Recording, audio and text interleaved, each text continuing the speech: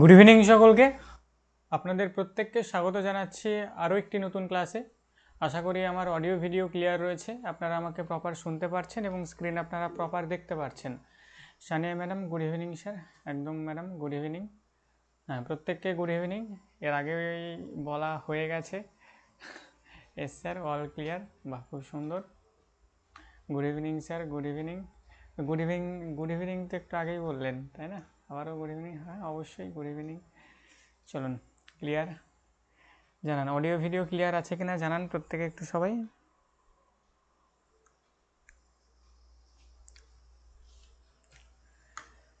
চলুন, পূর্বী madam, Anirban sir, দিশা madam প্রত্যেকে জানাচ্ছেন যে অডিও ভিডিও ক্লিয়ার রয়েছে। Anirban sir double good evening. হ্যাঁ, আপনাদের প্রত্যেককেও ডাবল গুড ইভিনিং। ক্লিয়ার। চলুন শুরু করব আজকের ক্লাস। আজকে আমরা পলিটির 13 নম্বর ক্লাস করব। 13 নম্বর ক্লাসে আমরা আলোচনা করব হচ্ছে আমাদের ভারতের প্রধানমন্ত্রী। ভারতের প্রধানমন্ত্রী নিয়ে আজকের ক্লাসে আমাদের বিস্তারিত আলাপ আলোচনা হবে। প্রধানমন্ত্রী থেকে আপনাদের কেমন ধরনের কি প্রশ্ন আসে না আসে এগুলো নিয়ে আমরা আলোচনা করব, এবং সবার আগে আমরা এর থিওরি যে ব্যাপার স্যাপার যা রয়েছে সেটা আমরা ক্লিয়ার করব। চলুন তাহলে শুরু করা যাক। তো প্রধানমন্ত্রী শুরু করার আগে আমি একটু রিক্যাপ করি। প্রধানমন্ত্রী শুরু করার আগে একটু রিক্যাপ করি। রিক্যাপ মানে হচ্ছে আগে যেগুলো পড়েছিলাম সেটা একটু দেখে নিই। রিক্যাপ করি। তো আমরা কি শুরু করেছিলাম? আমরা শুরু করেছিলাম আমাদের যে ভারতীয় সংবিধান রয়েছে সেই সংবিধানের পার্ট 5 শুরু করেছিলাম। ভারতীয় সংবিধানের পার্ট 5 শুরু করেছিলাম, পার্ট 5। এবং এই পার্ট 5 কত থেকে কত নম্বর ধারার মধ্যে ছিল? আপনারা প্রত্যেকেই জানেন যে পার্ট 5 ছিল আমাদের ভারতীয় সংবিধানের 52 থেকে 151। হ্যাঁ, 52 থেকে 151 নম্বর ধারার মধ্যে ছিল হচ্ছে আমাদের পার্ট 5। এবং এই পার্ট 5-এর মধ্যে টোটাল 5টা চ্যাপ্টার ছিল। টোটাল কতগুলো চ্যাপ্টার ছিল? টোটাল 5টা চ্যাপ্টার আমরা দেখেছিলাম। তার মধ্যে প্রথম যে চ্যাপ্টারটা, ফার্স্ট যে চ্যাপ্টার, সেটা ছিল হচ্ছে দ্য ইউনিয়ন এক্সিকিউটিভ।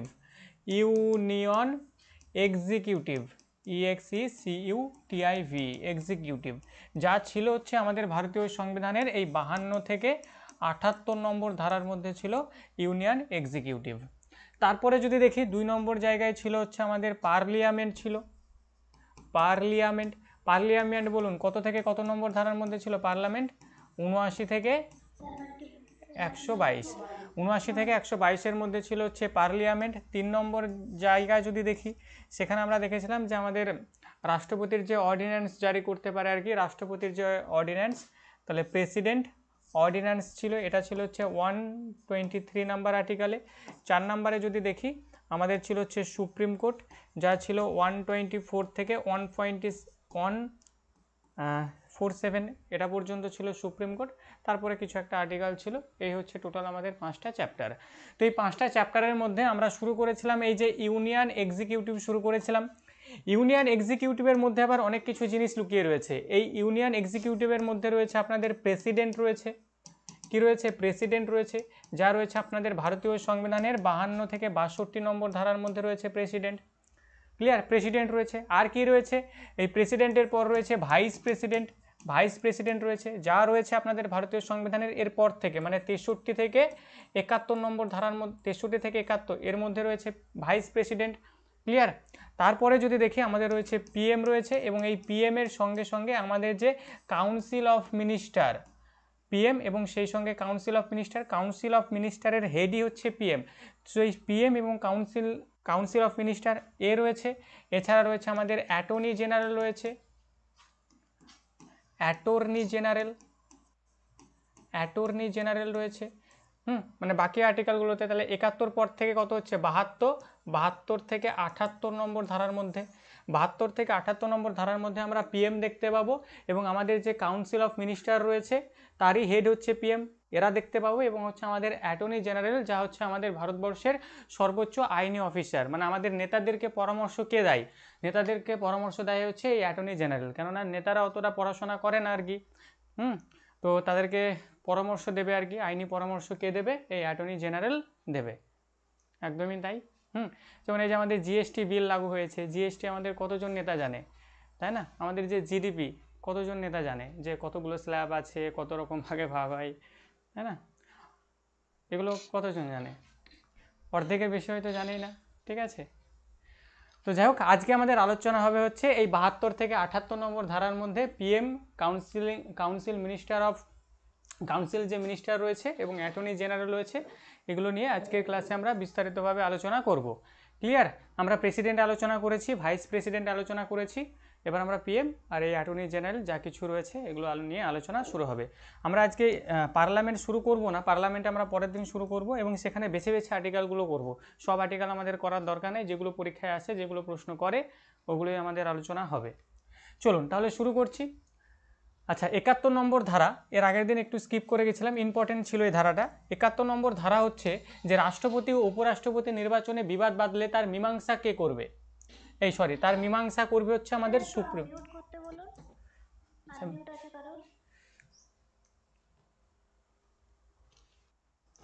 আচ্ছা, মাইকটাকে অফ করবেন, চলুন দেখি কোথায় কার মাইক রয়েছে।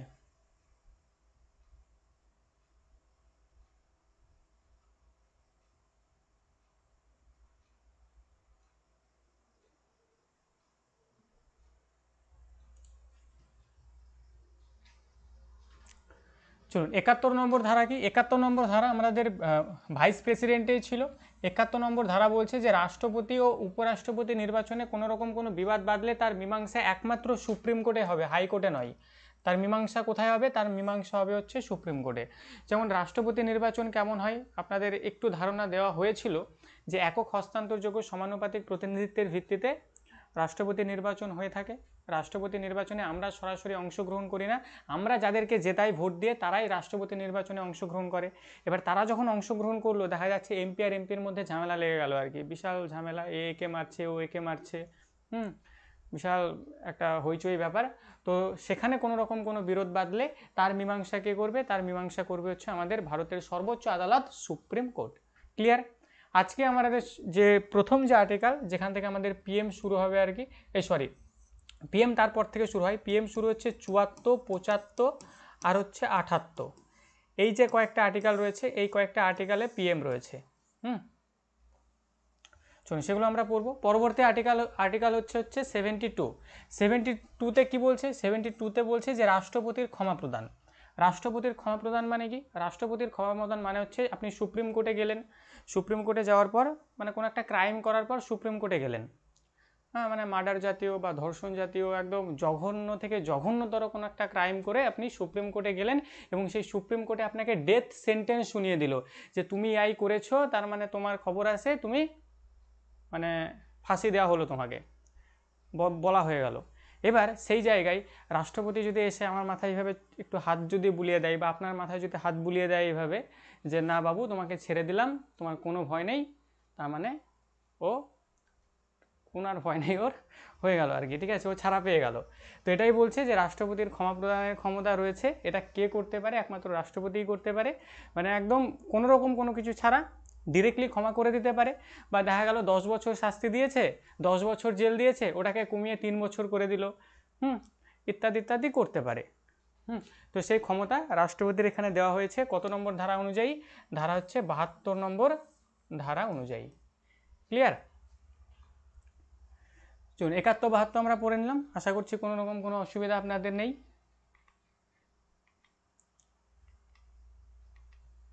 নেক্সট আমরা পড়বো হচ্ছে 73 নম্বর ধারা, যা আপনাদের বেশি ইম্পর্টেন্ট নয়, এখানে একটু দেখে রাখুন যে পাওয়ার এক্সটেন্ট অফ পার্লামেন্ট।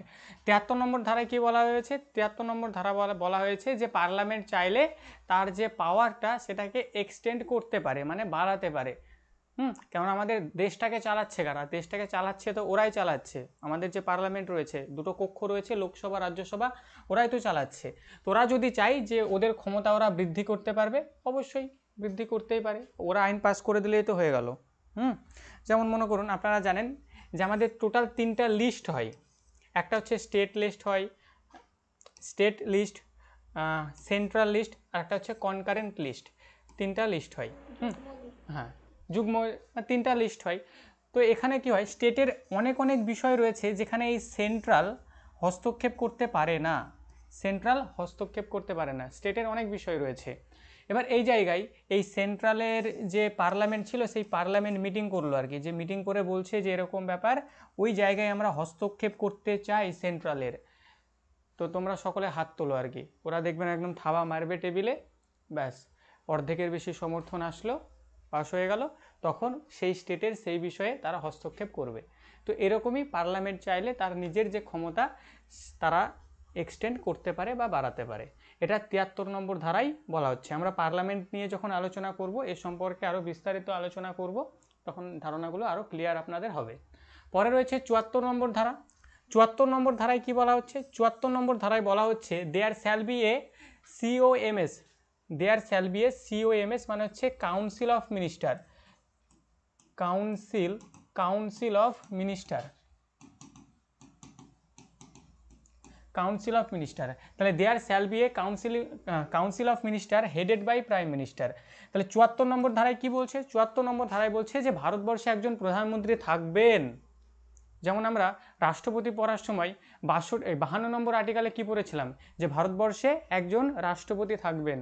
উপরাষ্ট্রপতি পড়ার সময় 63 নম্বর ধারায় কি পড়েছিলাম, যে ভারতবর্ষে একজন উপরাষ্ট্রপতি থাকবেন, মানে উপরাষ্ট্রপতির পদের কথা বলা হয়েছিল। এই যে 74 নম্বর ধারা দেখছেন, এই 74 নম্বর ধারায় বলা হচ্ছে যে আমাদের ভারতবর্ষে একজন প্রধানমন্ত্রী থাকবেন, এবং এই প্রধানমন্ত্রী সহ আরও যে কাউন্সিল অফ মিনিস্টার রয়েছে প্রধানমন্ত্রীর অধীনেই সেগুলো থাকে, বা প্রধানমন্ত্রী তাদেরকে পোর্টফোলিও হিসেবে তৈরি করেন, তো তারাও থাকবে। এবং এই কাউন্সিল অফ মিনিস্টার যে হেড হবেন বা প্রধান যিনি হবেন তিনি হবেন হচ্ছে প্রাইম মিনিস্টার, আমাদের প্রধানমন্ত্রী। পরে কি বলছে, প্রাইম মিনিস্টারের কথা যদি বলি, প্রাইম মিনিস্টার হচ্ছে আমাদের রিয়েল হেড, আমাদের ভারতীয় সংবিধানের বা আমাদের দেশের রিয়েল হেড হচ্ছে প্রাইম মিনিস্টার, যাকে আমরা ডি ফ্যাক্টো হেড বলে থাকি। এখানে প্রাইম মিনিস্টার আর একটা হচ্ছে president, prime minister president. Prime মিনিস্টারকে আমরা কি বলছি? প্রাইম মিনিস্টার হচ্ছে রিয়েল হেডকে বা ডি ফ্যাক্টো হেড,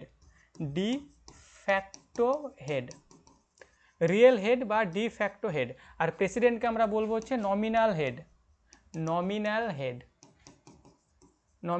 বাংলায় যদি বলি তাহলে প্রাইম মিনিস্টার হবে হচ্ছে প্রকৃত শাসক, প্রাইম মিনিস্টার হচ্ছে প্রকৃত শাসক, আর প্রেসিডেন্ট হচ্ছে নাম সর্বস্ব শাসক। প্রকৃত শাসক আর প্রেসিডেন্ট হচ্ছে নাম সর্বস্ব শাসক। মানে প্রেসিডেন্টের ভূমিকা হচ্ছে আমাদের বাড়ির পিসির মতো, আমাদের বাড়িতে পিসির যতটুকু ভূমিকা এই প্রেসিডেন্টের হচ্ছে ঠিক ততটুকুই ভূমিকা। প্রেসিডেন্ট রাগ করলো, ঝাল করলো, প্রধানমন্ত্রীর তাতে কোনো কিছু যায় আসে না, প্রধানমন্ত্রী যা বলবে প্রেসিডেন্টকে তাই করতে হবে, কিন্তু প্রেসিডেন্ট সেটাই করে, প্রেসিডেন্টের অত মাথা ব্যথাও থাকে না এখানে। তো রিয়েল হেড হচ্ছে কি? রিয়েল হেড হচ্ছে আমাদের পিএম, আর নমিনাল হেড হচ্ছে আমাদের প্রেসিডেন্ট। আপনারা যদি ব্রিটিশ শাসন ব্যবস্থা যদি দেখেন, সেই ব্রিটিশ শাসন ব্যবস্থাতেও তাই, ব্রিটেনের রাজা রানী রয়েছে, সেই রাজা রানী কিন্তু প্রকৃত ক্ষমতা ভোগ করে থাকে না, মানে ব্রিটেনের যে রাজা রানী প্রকৃত ক্ষমতা ভোগ করে না। ব্রিটেনের যে পিএম রয়েছে সেই পিএম প্রধানমন্ত্রী প্রকৃত ক্ষমতা ভোগ করে থাকেন। ক্লিয়ার? তাহলে ব্রিটেনের রাজা রানীর সঙ্গে আমরা তুলনা করতে পারি আমাদের ভারতের প্রেসিডেন্টের। তবে এখানে খেয়াল রাখবেন যে আমেরিকার যে প্রেসিডেন্ট আছে, আমেরিকার বর্তমান প্রেসিডেন্টের নাম কি? Donald Trump. কে আছে আমেরিকার প্রেসিডেন্ট? হ্যাঁ, তো ওই যে ডোনাল্ড ট্রাম্প আছে উনি কিন্তু আমেরিকার প্রেসিডেন্ট। তো ওই আমেরিকার প্রেসিডেন্ট ডোনাল্ড ট্রাম্প উনি আবার আমাদের ভারতবর্ষের যে প্রধানমন্ত্রী নরেন্দ্র মোদী রয়েছে তার মতো ক্ষমতা ভোগ করে থাকে। আমাদের ভারতবর্ষের নরেন্দ্র মোদী যেমন ক্ষমতা ভোগ করে, মানে যতটা তার হাতে থাকে আর কি, যতটা ক্ষমতা থাকে ততটা ক্ষমতা এই ইউএসএর যে প্রেসিডেন্ট রয়েছে ডোনাল্ড ট্রাম্প তার হাতে থাকে। ক্লিয়ার? তাহলে এখানে এই কথাটাই বলা হয়েছে, এগুলো সব 74 নম্বর ধারায় বলা হচ্ছে যে প্রাইম মিনিস্টার হচ্ছে আমাদের ভারতবর্ষের real head, D facto head. Clear? বলুন, এতটুকু ক্লিয়ার?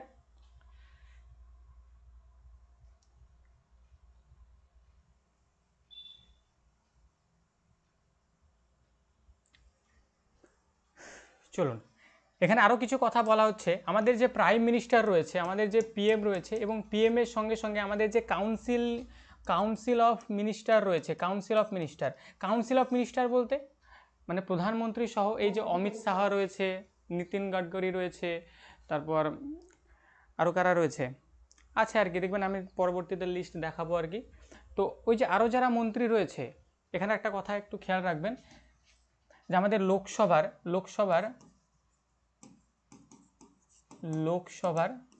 50% সদস্য এই কাউন্সিল অফ মিনিস্টার হতে পারে। মানে সবাই কিন্তু মিনিস্টার নয়, লোকসভার যে প্রত্যেকটা সদস্যই মিনিস্টার এমনটা নয়, লোকসভার মাত্র 50% সদস্যই মিনিস্টার হতে পারে, 50% সদস্য। তাহলে লোকসভার টোটাল সদস্য কত? 543, এর 50% একটু হিসাব করে নিন, যা হবে তাই। তো এখানে পিএম আর এখানে রয়েছে কাউন্সিল অফ মিনিস্টার। এরা মনে করুন কোনো একটা আইন বা কোনো একটা কিছু এরা পাশ করলো আর কি, বা পাশ করলো বলতে লোকসভাতে পাশ হলো। যেমন স্বাভাবিকভাবেই আমি যদি একটা উদাহরণ দিয়ে যদি বলি, মনে করুন আপনার যে বাড়ির সামনে একটা এয়ারপোর্ট দরকার, মানে বৃষ্টিতে যাতায়াত করতে ভীষণ অসুবিধা হচ্ছে। তো ওই এয়ারপোর্ট দরকার, ওটা কে দেখবে? অবশ্যই আপনার এরিয়াতে যে এমপি রয়েছে তিনি দেখবে আর কি। তো তিনি দেখলো যে এরকম ব্যাপার, আপনার বাড়ির সামনে একটা এয়ারপোর্ট ভীষণ দরকার। তো সেই এয়ারপোর্টের যে বিল বা এয়ারপোর্ট বাবদ যে খরচাটা হবে, সেই বিলটা আপনাদের এলাকার যে সাংসদ রয়েছে উনি গিয়ে লোকসভাতে উপস্থাপন করবে আর কি। উপস্থাপন করার পর দেখা গেল লোকসভার যে সমস্ত কর্মকর্তা যারা রয়েছে, যারা সদস্য রয়েছে, ওরা বিচার বিবেচনা করে দেখলো যে হ্যাঁ সত্যিই দরকার, আপনার বাড়ির সামনে বৃষ্টির সময় যাতায়াত করা দরকার, মানে যাতায়াত করা যায় না, তো তার জন্য এয়ারপোর্ট দরকার, প্লেনের সাহায্যে এবার যাতায়াত করবেন। তো এখানে পাস হয়ে গেল, ক্লিয়ার। পিএমও সেখানে সম্মতি দিয়ে দিল, পাস হয়ে গেল। পাস হয়ে যাওয়ার পর তারপর এটা কোথায় যাই? রাজ্যসভাতে যাই। আমাদের যে রাজ্যসভা রয়েছে রাজ্যসভাতে যাই। রাজ্যসভাতে যাওয়ার পর এটা যায় হচ্ছে প্রেসিডেন্টের কাছে। কোথায় যাই? এটা যায় হচ্ছে প্রেসিডেন্টের কাছে। এবার প্রেসিডেন্ট যদি এখানে সিগনেচার করে দেয় তাহলে সেটা আইনে পরিণত হয়ে যায়। তারপর সেখান থেকে সেই এয়ারপোর্ট বাবদ যে খরচা পানি যেটা দরকার সেটা পাস হয়ে চলে আসে। মনে করুন 10 কোটি টাকা চলে আসলো, এবং সেই 10 কোটি টাকার মধ্যে 5 কোটি টাকা আপনার এয়ারপোর্টের জন্য খরচ হয়, আর 5 কোটি টাকা যে নেতা যে অনুপাতে থাকে আর কি তাদের মধ্যে ভাগ বাটোয়ারা হয়ে যায়। তো এই যে 5 কোটি টাকা দিয়ে হয়ে গেল, আর 5 কোটি টাকা ওরা পেয়ে গেল আর কি। যাই হোক, গল্পটা এখানে না, গল্পটা হচ্ছে এই জায়গায়। এই প্রেসিডেন্ট সিগনেচার করলে তো হয়ে গেল, এবার প্রেসিডেন্ট যদি সিগনেচার না করে, সেখানে প্রেসিডেন্ট যদি সিগনেচার না করে, 1976 সালে সংবিধানে একটা সংশোধন হয়েছিল, সেটা হচ্ছে সংবিধানের 42তম সংবিধান সংশোধন।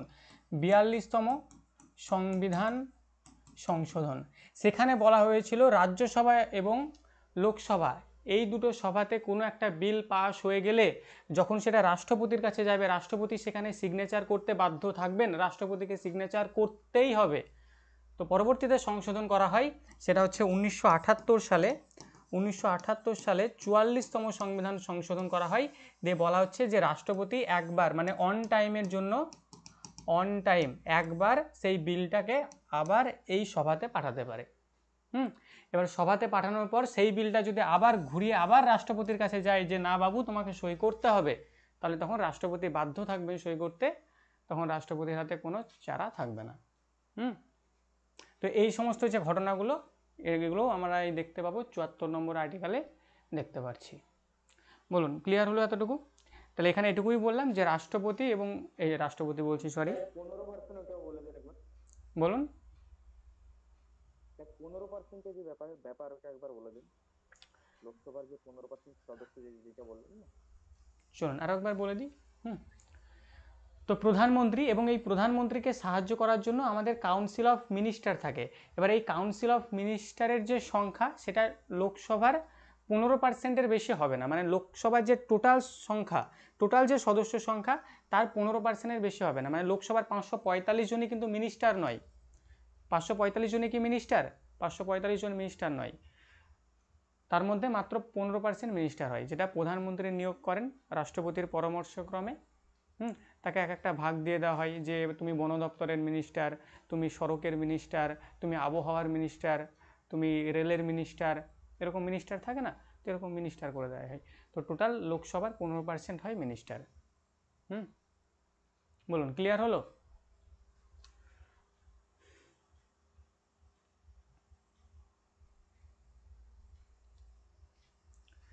ক্লিয়ার? হ্যাঁ স্যার, ক্লিয়ার। তাহলে এখানে আমরা দেখলাম যে prime minister obviously real head বা ডিফ্যাক্টো হেড। এছাড়া আমাদের যে National Institution for Transforming India Aayog, যাকে আমরা সংক্ষেপে বলছি নীতি আয়োগ, সংক্ষেপে আমরা কি বলছি নীতি আয়োগ, সংক্ষেপে আমরা কি বলছি NITI Aayog, National Institution for Transforming India Aayog. ঘটনাটা কি একটু বলি। আপনারা জানেন যে আমাদের প্ল্যানিং কমিশন তৈরি করা হয়। প্ল্যানিং কমিশন ওই যে আমরা বলেছিলাম 1951-এ প্রথম পরিকল্পনা শুরু হলো যে আমাদের ভারতবর্ষটাকে এবার একটু তো ডেভেলপমেন্ট করতে হবে, নাহলে তো না খেতে পেয়ে মারা যাবে সবাই।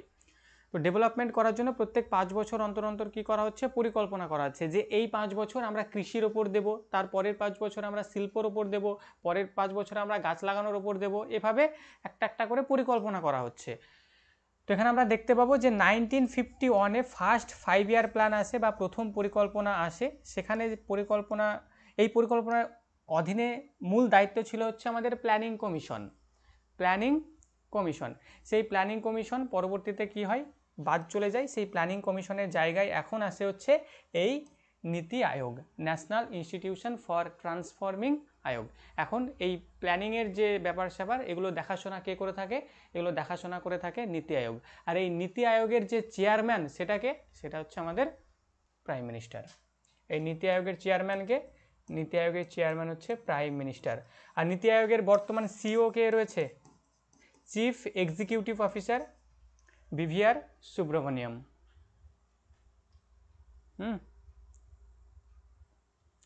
চলুন, যে লেখাটা ছিল ক্লিয়ার হলো?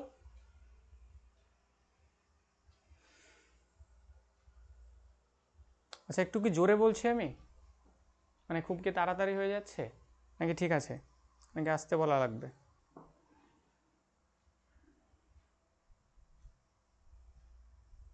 আচ্ছা ঠিক আছে।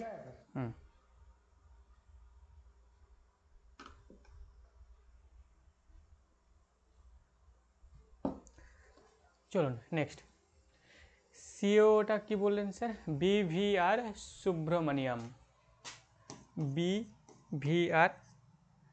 সুব্রমণিয়াম। সুব্রমণিয়াম বানানটা আপনারা লিখে নেবেন।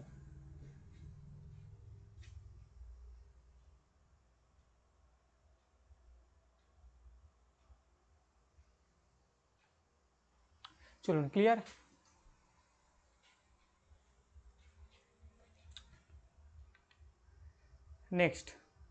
নেক্সট আমাদের 74 নম্বর আর্টিকেলেই আছি।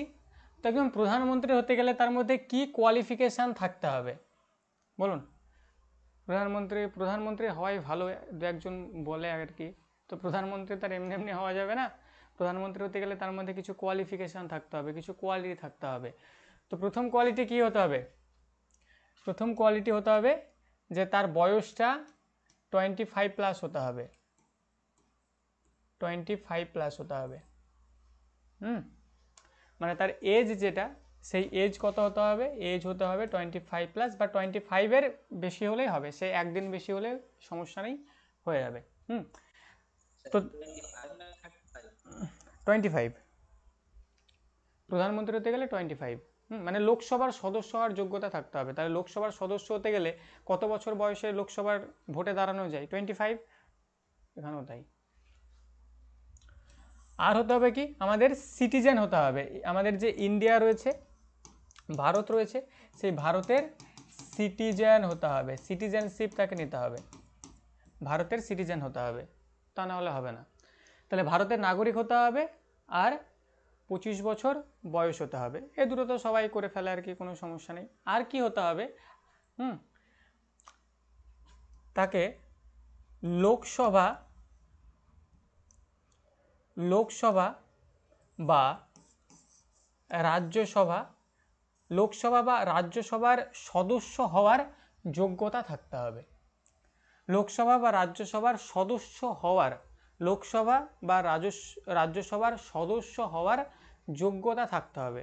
তবে এখন প্রশ্ন হলো, যদি যোগ্যতা না থাকে, যদি লোকসভা বা রাজ্যসভার যদি সদস্য না হয়, তাহলে কি সে প্রধানমন্ত্রী হতে পারবে না?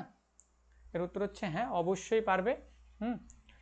মানে লোকসভা বা রাজ্যসভার সদস্য যদি কেউ নাও হয়, তারপরেও সে প্রধানমন্ত্রী হতে পারবে, কোনো সমস্যা নেই। তবে প্রধানমন্ত্রী হওয়ার পর তাকে 6 মাসের মধ্যে 6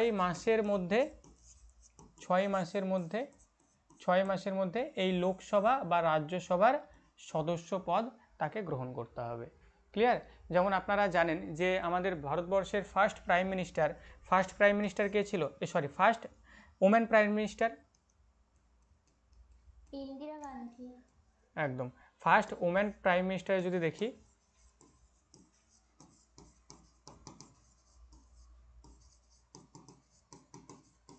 প্রাইম মিনিস্টার ইন্দিরা গান্ধী। তো ফার্স্ট প্রাইম মিনিস্টার ছিল হচ্ছে, ফার্স্ট ওমেন প্রাইম মিনিস্টার ছিল ইন্দিরা গান্ধী, এবং এই ইন্দিরা গান্ধীকে কিন্তু মানে এই প্রধানমন্ত্রী থাকাকালীনই মারা গিয়েছিল, আপনারা জানেন সেটা। এবং এই ইন্দিরা গান্ধী মারা যাওয়ার সময়, মানে যিনি যখন মারা গেলেন, তারপর সেই ইন্দিরা গান্ধীর জায়গায় যিনি প্রধানমন্ত্রী হয়েছিলেন তিনি হচ্ছেন রাজীব গান্ধী হয়েছিলেন। এবং এই রাজীব গান্ধী সেই সময় কি ছিল? সেই সময় না লোকসভা না রাজ্যসভা কিছুরই সদস্য ছিল না। তারপরও তিনি প্রধানমন্ত্রী হয়েছিলেন এবং পরবর্তীতে তাকে লোকসভা, মানে 6 মাসের মধ্যে, তার পরবর্তীতে 6 মাসের মধ্যে লোকসভা বা রাজ্যসভার সদস্য তাকে হতে হবে। যদি না হয় তাহলে তাকে বাদ দিয়ে দেওয়া যাবে, মানে সে বাদ আর কি, আর হবে না। তাহলে এগুলো হচ্ছে তার কোয়ালিফিকেশান। পরে যদি বলি আমাদের যে প্রাইম মিনিস্টার এর ইলেকশন কিভাবে হয়ে থাকে, মানে প্রাইম মিনিস্টারকে নির্বাচন করার জন্য ভোট কিভাবে হয়ে থাকে। তো ভোট আপনারা জানেন, মানে রাষ্ট্রপতিকে নির্বাচন প্রাইম মিনিস্টারকে নির্বাচন করার কোনো ভোট বা প্রাইম মিনিস্টারকে নির্বাচন করার জন্য যে ইলেকশন, তার যে ব্যাপার স্যাপার সেটা সংবিধানে স্পষ্ট করে বলা নেই। এখানে জাস্ট একটা কথাই বলা হয়েছে যে আমাদের যে লোকসভা রয়েছে এই লোকসভার টোটাল সদস্য কত? টোটাল সদস্য হচ্ছে 453। এটাকে অর্ধেক করে 1+ করে দিন। 243কে অর্ধেক করে 1+ করে দিন, মানে কত হবে এটা? 272 বা 273। এই 273টা সিট যে দল 273টা সিট নিয়ে আসবে, স্বাভাবিকভাবেই এই 273 জনের মধ্যে যে প্রধান থাকবেন তাকেই প্রাইম মিনিস্টার করে দেওয়া হবে। তাকে কি করে দেওয়া হবে? Prime minister. তবে এখন প্রশ্ন হচ্ছে যে কোনো দল যদি 273টা সিট না নিয়ে আসতে পারে তখন কি করবে তারা? তখন তারা জোট গঠন করবে বা কোয়ালিশন করবে। মানে 273টা সিট লাগবে, 273টা সিট হয়ে গেলে সেই দল থেকে কি হয়ে যাবে? প্রধানমন্ত্রী হয়ে যাবে, মানে অর্ধেকের বেশি সিট দখল করতে হবে। যেমন আমাদের এবছর 2024-এ যে লোকসভা ইলেকশন হলো, সেখানে কোন দল 273টা সিট পেয়েছিল? এনডিএ। সেটা পেয়েছিল হচ্ছে এনডিএ।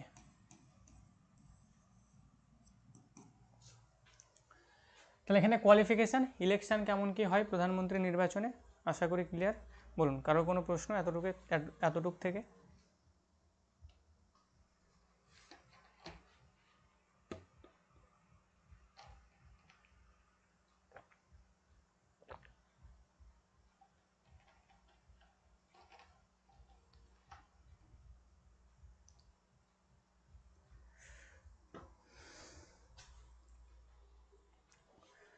চলুন নেক্সট।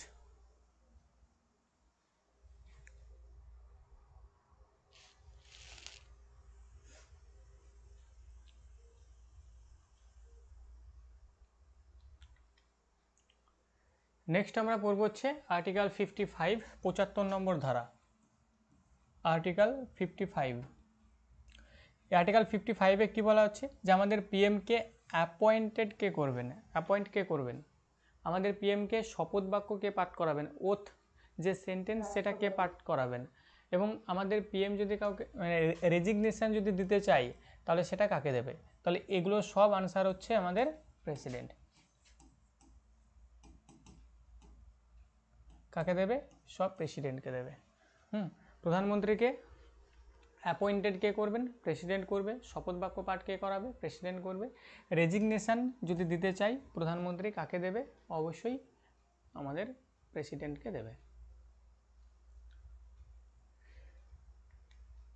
নেক্সট হচ্ছে 76 নম্বর ধারা, আর্টিকেল 76 নম্বর ধারায় কি বলা হচ্ছে যে অ্যাটর্নি জেনারেল সম্পর্কে বলা হচ্ছে।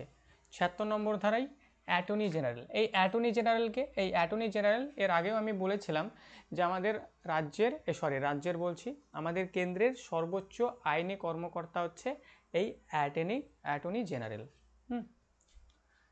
লেখাই রয়েছে এখানে যে হাইয়েস্ট ল অফিসার, আমাদের ভারতবর্ষের হাইয়েস্ট ল অফিসার হচ্ছে অ্যাটর্নি জেনারেল, যে আমাদের যে সংসদের যে সদস্যরা যারা রয়েছে তাদেরকে আইনি পরামর্শ দিয়ে থাকে, যে কোথায় কি করতে হবে না করতে হবে, কোথায় কোন বিল পাস করতে হবে, বা যখন কোনো বিদেশি রাষ্ট্র থেকে কেউ আসবে তাদের সঙ্গে কিভাবে চলতে হবে বা কিভাবে সেটাকে সামলাতে হবে ইত্যাদি গাইডেন্স অ্যাটর্নি জেনারেল দিয়ে থাকে, হাইয়েস্ট ল অফিসার।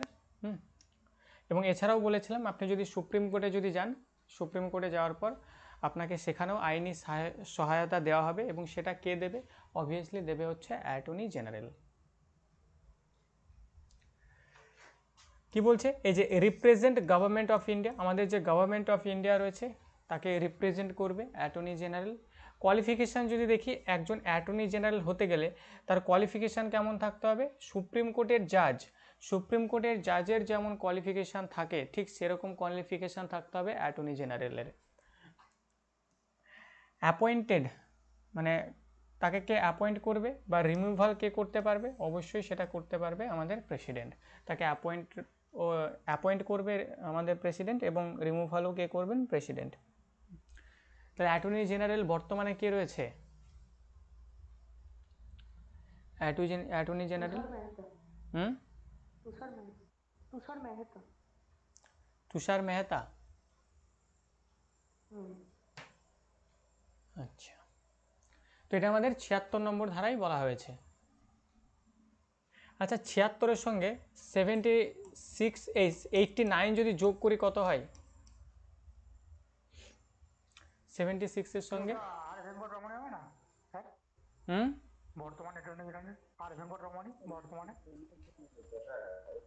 হ্যাঁ, ওটাই তো রিসেন্টলি কি চেঞ্জ হয়েছে? আর ভেঙ্কটরমণী হবে। আমি তো বলেছিলাম আর ভেঙ্কটরমণী। দেখবেন তো একটু চেঞ্জ হয়েছে কিনা।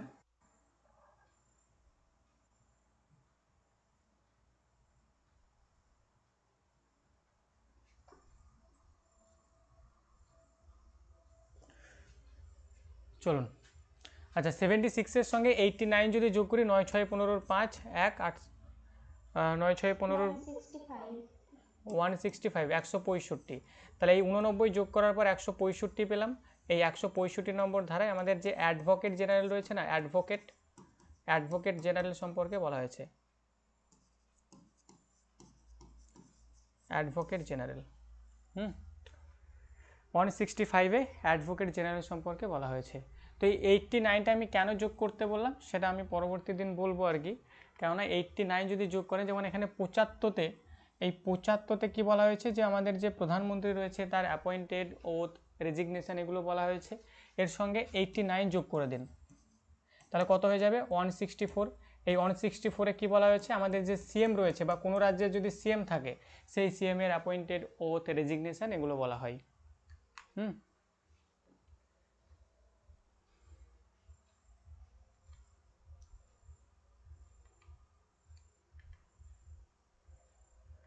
চলুন, পরে আমরা প্রধানমন্ত্রীর যে লিস্ট রয়েছে লিস্টটা একটু দেখে নিন। ফার্স্ট প্রধানমন্ত্রী জওয়াহরলাল নেহেরু, তারপর Lal Bahadur Shastri, second prime minister Lal Bahadur Shastri.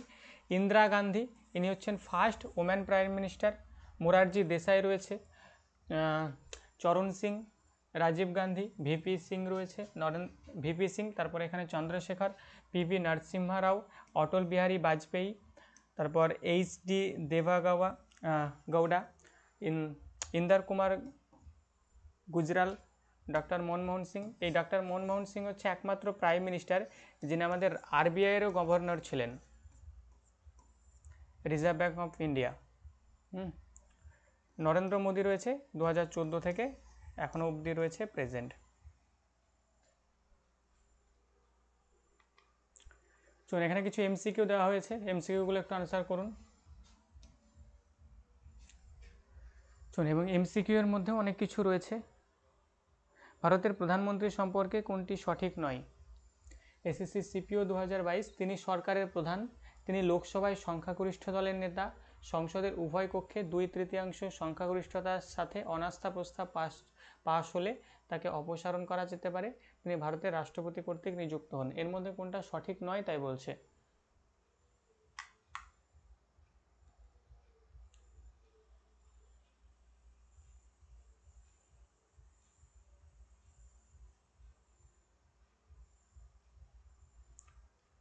একদম। তো প্রথম বক্তব্য যদি দেখি, তিনি সরকারের প্রধান, অবভিয়াসলি এটা তো ঠিক। তিনি লোকসভায় সংখ্যাগরিষ্ঠ দলের নেতা, অবশ্যই তাই। লোকসভাতে যে দল সংখ্যাগরিষ্ঠতা অর্জন করবে সেই সংখ্যাগরিষ্ঠ দলের নেতাই হবে প্রধানমন্ত্রী। 4 নম্বর বক্তব্য বলছে তিনি ভারতের রাষ্ট্রপতি কর্তৃক নিযুক্ত হন, অবশ্যই একদম ঠিক। ভুল হচ্ছে 3 নম্বর বক্তব্য, সংসদের উভয় কক্ষে 2/3 সংখ্যাগরিষ্ঠতার সাথে অনাস্থা প্রস্তাব পাশ হলে তাকে অপসারণ করা যেতে পারে, এটা একদমই ভুল বক্তব্য। কারণ সংসদের উভয় কক্ষে, এটাই তো ভুল। রাজ্যসভায় পাশ হয়ে গেল আর প্রধানমন্ত্রীর বাদ চলে গেল, ইয়ে হবে? নেক্সট প্রশ্ন, ভারতীয় সংসদে প্রধানমন্ত্রীকে সংসদের কোন কক্ষ নিযুক্ত করে? শূন্যের উচ্চকক্ষ কর্তৃক, উচ্চকক্ষ মনে হচ্ছে রাজ্যসভা, রাষ্ট্রপতির বিবেচনার ভিত্তিতে। তারপর হচ্ছে শূন্যের নিম্নকক্ষ কর্তৃক, যে কোনো হাউসই উচ্চতর বা নিম্নতর কাজ করতে পারে। ভারতীয় সংসদে প্রধানমন্ত্রীকে সংসদের কোন কক্ষ নিযুক্ত করে?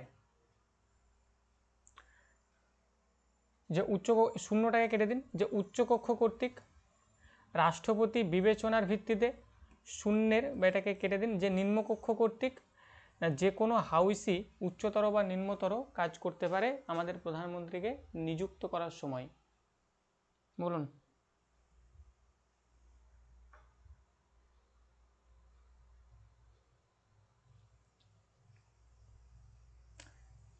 অপশন সি করছেন, নিম্নকক্ষ কর্তৃক। অপশন সি কেন করছেন? যে নিম্নকক্ষ কর্তৃক বলছেন মানে লোকসভা কর্তৃক বলছেন। তাই রাজীব গান্ধী কি লোকসভা কর্তৃক নির্বাচন হয়েছিল? বা একটু আগে আমরা দেখলাম এই যে মনমোহন সিং কিন্তু যখন প্রধানমন্ত্রী হয় তখন কোনো কক্ষেরই ছিল না তিনি সদস্য। তাহলে নিম্নকক্ষ কর্তৃক কেন বলছেন?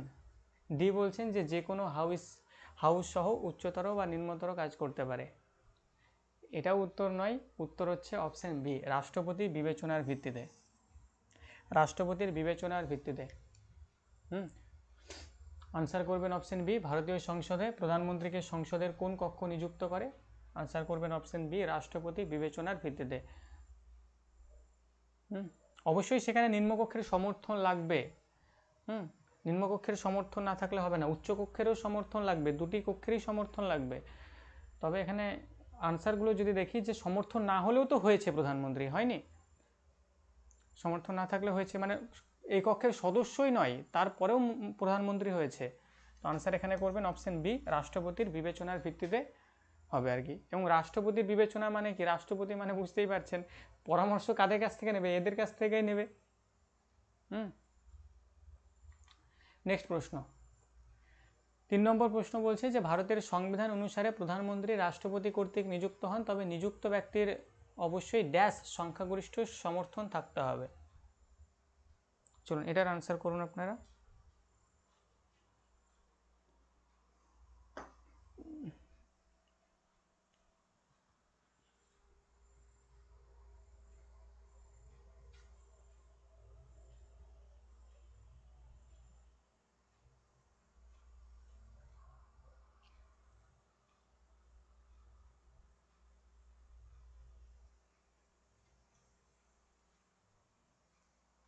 একদম আনসার করছেন সি, যে ভারতের সংবিধান অনুসারে প্রধানমন্ত্রী রাষ্ট্রপতি কর্তৃক নিযুক্ত হন, একদমই ঠিক। তবে নিযুক্ত ব্যক্তির অবশ্যই লোকসভার সংখ্যাগরিষ্ঠ সমর্থন থাকতে হবে। লোকসভা, অবশ্যই লোকসভা, রাজ্যসভা নয়।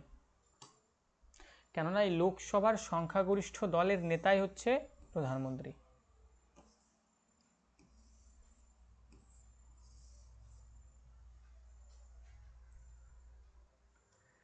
নেক্সট, ভারতের প্রধানমন্ত্রী তার নিয়োগের সময় অফিসিয়াল ইউপিএসসি সিভিল সার্ভিস, দেখুন কি বলছে এখানে, যে সংসদের যে কোনো একটি কক্ষের সদস্য ভারতের প্রধানমন্ত্রী তার নিয়োগের সময়, কিছু ঠিক ভুল কি বলেছে চলুন দেখি।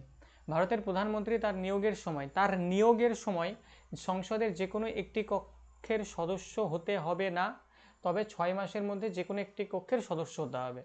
2 নম্বর বলছে যে সংসদের কোনো একটি কক্ষের সদস্য হতে হবে না, তবে 6 মাসের মধ্যে লোকসভার সদস্য হতে হবে। পরে বলছে যে সংসদের যে কোনো একটি সদস্য হতে হবে আর লোকসভার সদস্য হতে হবে। তাহলে একজন প্রধানমন্ত্রী, সেই প্রধানমন্ত্রীকে যখন নির্বাচন করা হবে, সেই নির্বাচনের সময় কোন জিনিসটা থাকতে হবে তার মধ্যে?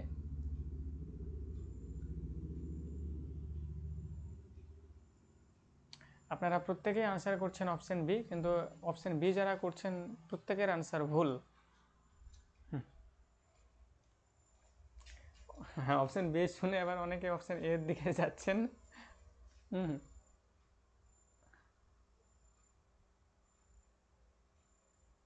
চলুন, অপশন বি তো ভুল, তার মানে কিছু করার নেই, অপশন এই হবে। বলুন, অপশন এ না option B? Option A. Option A একদম কনফার্ম? বাহ, হ্যাঁ স্যার, একটু আগে আপনি বললেন লোকসভা বা রাজ্যসভার যে কোনো একটা সদস্য হতে হবে। আচ্ছা আচ্ছা, একদমই তাই। রাইট অ্যান্সার হচ্ছে অপশন এ, যে সংসদের যে কোনো একটি কক্ষের মানে প্রধানমন্ত্রীকে যখন নিয়োগ করা হবে বা নিয়োগের সময় সংসদের যে কোনো একটি কক্ষের সদস্য হতে হবে না। যে কোনো কক্ষের মানে কোনো কক্ষের যদি সদস্য না হয় তাও চলবে, তবে 6 মাসের মধ্যে যে কোনো একটি কক্ষের সদস্য হতে হবে। যখন নিয়োগ হবে, নিয়োগ অবশ্যই করা যাবে, যেমন রাজীব গান্ধীকে করা হয়েছে, ডক্টর মনমোহন সিংকে করা হয়েছে, তো স্বাভাবিকভাবেই সদস্য না হলেও চলবে, তবে প্রধানমন্ত্রী হওয়ার পর তার 6 মাসের মধ্যে যে কোনো একটি কক্ষের, লোকসভা বা রাজ্যসভা নয়, যে কোনো একটি কক্ষের সদস্য তাকে হতে হবে, তবেই সে প্রধানমন্ত্রী পদে থাকতে পারবে, নচেত তাকে বেরিয়ে যেতে হবে। তো এই বক্তব্য ভুল, এখানে শুধু লোকসভা বলেছিল। 3 নম্বর বক্তব্য ভুল, 4 নম্বর বক্তব্য ভুল, আনসার করবেন অপশন নাম্বার এ। ক্লিয়ার?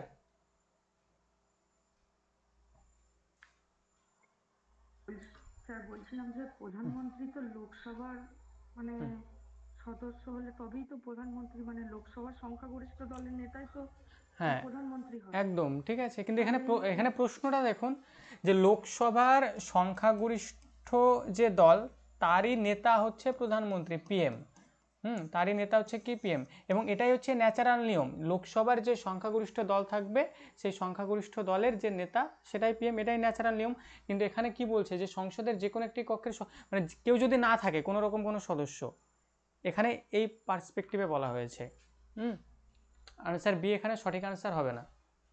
কেননা এখানে যদি আবার এই প্রথম লাইনটা যদি না লিখে দিত, শুধু যদি দ্বিতীয় লাইনটা লিখতো, যে এই 6 মাসও যদি না লেখা থাকতো, আর 6 মাস বলছি, যদি এরকম লেখা থাকতো যে লোকসভার সংখ্যাগরিষ্ঠ দলের নেতাই হবেন প্রধানমন্ত্রী, এরকম যদি লেখা থাকতো, তখন আমরা যেতে পারতাম অপশন বি এর দিকে। কিন্তু এখানে এই যে সংসদের যে কোনো একটি কক্ষের সদস্য হতে হবে না, তবে 6 মাসের মধ্যে, এই যে কথাগুলো ইনক্লুড করা রয়েছে এখানে, এখানে তো শুধুমাত্র লোকসভার কথা বলা হয়নি, এখানে লোকসভা বা রাজ্যসভা উভয় যে কোনো কক্ষেরই যদি সদস্যপদ তিনি গ্রহণ করতে পারেন 6 মাসের মধ্যে, তাহলে তাকে তো প্রধানমন্ত্রী করাই হবে। ইউপিএসসিতে এসেছে, তার মানে বুঝতে পারছেন একটু তো কনসেপচুয়াল প্রশ্ন হবে আর কি।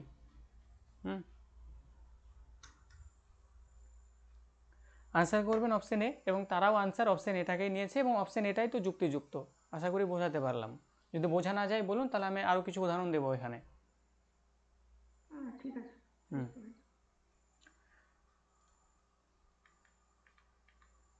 শুনুন, পরবর্তীতে 77 নম্বর আর্টিকেল রয়েছে, 78 নম্বর আর্টিকেল রয়েছে, ওয়া দরকার নাই।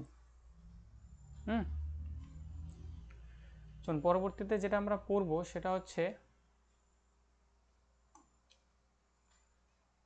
ফর্দটা পড়তে হবে।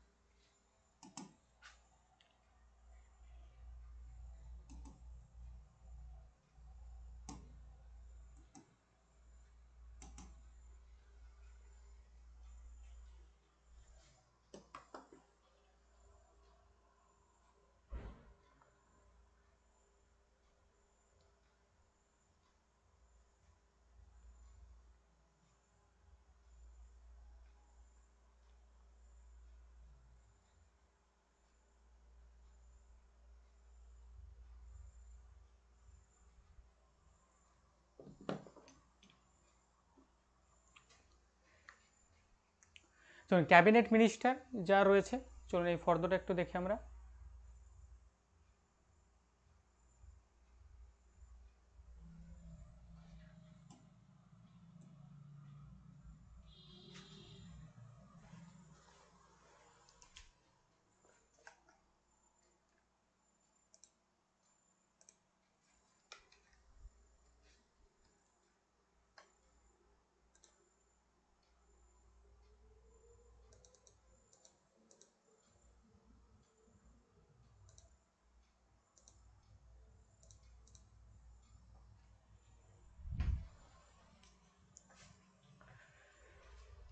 চলুন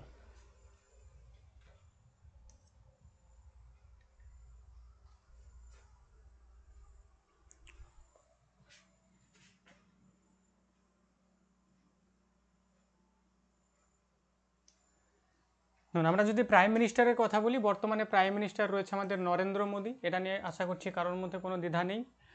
মিনিস্টার অফ ডিফেন্স হচ্ছে আমাদের বর্তমানে রয়েছে রাজনাথ সিং।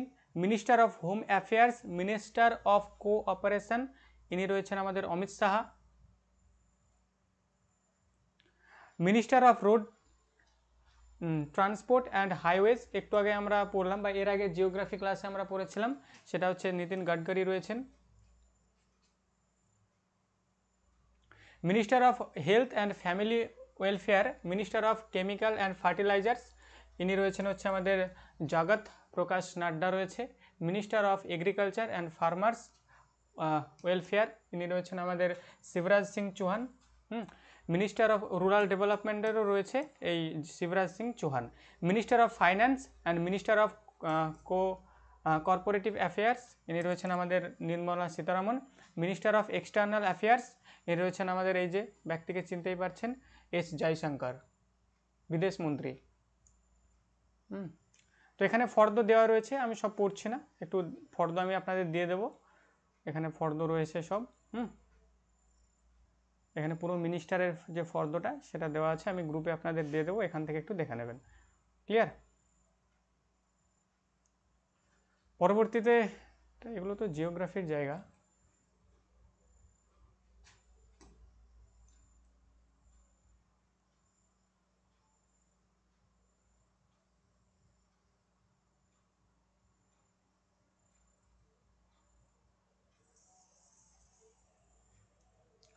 চলুন। তো ক্লাস আর বেশি লেন্দি করলাম না, এখানে আমরা ক্লাসটা শেষ করব। বলুন এতটুকু থেকে কারোর কোথাও কোনো রকম কোনো প্রশ্ন থাকলে চলুন চটপট জিজ্ঞাসা করুন। নোটস অবশ্যই করবেন, যে জায়গাগুলো আলোচনা করা হচ্ছে ইম্পর্টেন্ট বলে আলোচনা করা হচ্ছে এবং যেগুলো লেখা হচ্ছে সেগুলো ইম্পর্টেন্ট, তো প্রত্যেকটা জায়গায় খুব গুরুত্ব সহকারে নোট করতে হবে। হ্যাঁ, যে কটা রয়েছে আমি যে কটা বললাম সেগুলো তো গুরুত্বপূর্ণ, যেগুলো আমি আলোচনা করলাম, এছাড়া বাকিগুলোকেও দেখে রাখবেন। এছাড়া এখানে রয়েছে আপনার minister of power, minister of housing and urban affairs, এই যে মনোহরলাল খট্টর রয়েছে।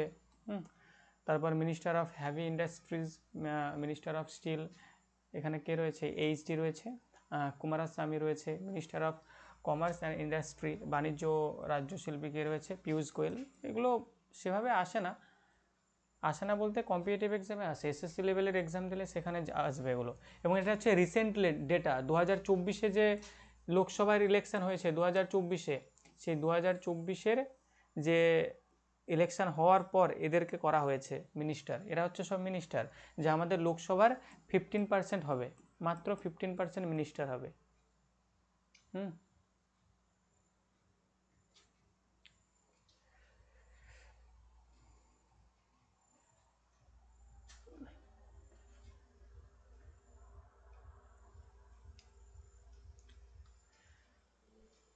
চলুন তাহলে আশা করছি